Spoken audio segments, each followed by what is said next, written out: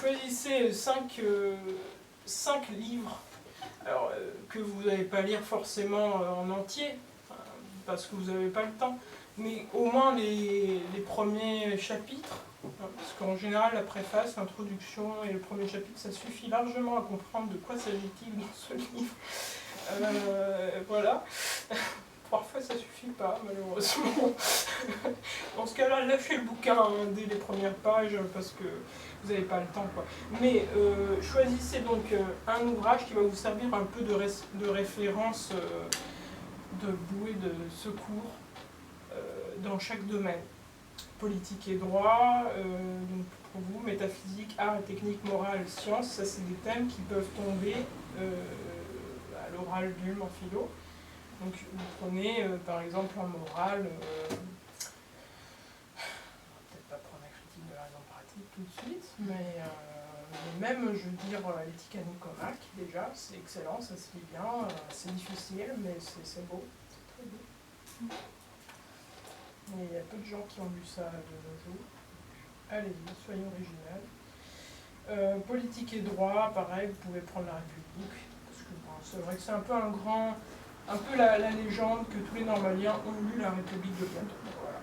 Si vous voulez faire partie du clan, allez-y. Moi j'aime beaucoup ce livre, après c'est vrai qu'il fait 10 livres. Ce livre fait 10 livres, donc il faut tous les lire pour bien comprendre, parce qu'en soi les 3 premiers ne suffisent pas trop à... Ça parle beaucoup de rhétorique en fait, bizarrement, faites attention à bien viser politique et droit. Par exemple, prenez les politiques d'Aristote, bon là pour le coup c'est vraiment rébarbatif. Moi j'adore, mais je suis un peu je suis très biscornue. Mais sur politique et droit, non, mais je sais pas, même vous pouvez prendre Hobbes, fantastique, Léviathan, ça fait peur. Donc allez-y, si vous voulez, les romans à frisson, non je rigole. Peut-être trouve aussi les titres des chapitres dans ce livre-là. Enfin, Oui, par exemple, du souverain, alors si on a besoin d'arguments sur le souverain, on peut aller chercher là-dedans. Ça c'est très bien. Par exemple, de la propriété de Locke, 5e livre du second traité du gouvernement. C'est très bien, ça se comprend très bien, en plus il se répète. Oui, les hommes ont eu la terre en partage. Voilà, bon, ce sera en fait vos références minimales. Et quand vous voyez un sujet, je ne dis pas qu'il faut tout de suite le mettre dans une case et dire ça c'est de la morale, alors vite, mon Kant. Voilà. Non, bon, évidemment, si le sujet cite Kant, vous ne citez pas Kant dans votre exposé, c'est un petit peu passé à côté, quoi. Mais en soi, c'est pas indispensable, je veux dire, hein. C'est très très mystérieux, l'école de philo. Voilà. Bon, pour les langues, c'est idem que Lyon, vous vous entraînez un peu tous les jours si vous pouvez, peut-être relever, voilà, comme du sport, voilà, comme des haltères, tout ça. Voilà.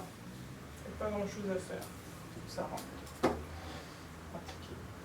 Donc si vous faites ça la première chose le matin, vous ne risquez pas de ne pas vouloir le faire. Parce que généralement quand on se lève le matin, on a quand même de la volonté. Un petit peu. Après, toute la journée, ça va comme ça, mais il faut profiter de la volonté qu'on a le matin, l'énergie qu'on a normalement le matin. Puis en plus, il y a des études scientifiques qui montrent que quand vous êtes à moitié endormi, vous retenez 10 fois mieux les choses, donc allez-y, profitez-en. Voilà, bon pour ça, j'ai terminé. Bon, je voulais vous dire aussi, mais maintenant c'est trop tard, de profiter de vos vacances. Et profiter de vos voyages aussi pour vous enrichir culturellement, tout simplement. Vous avez la chance d'être des littéraires, alors il y a une masse d'informations, rien qu'en bavardant avec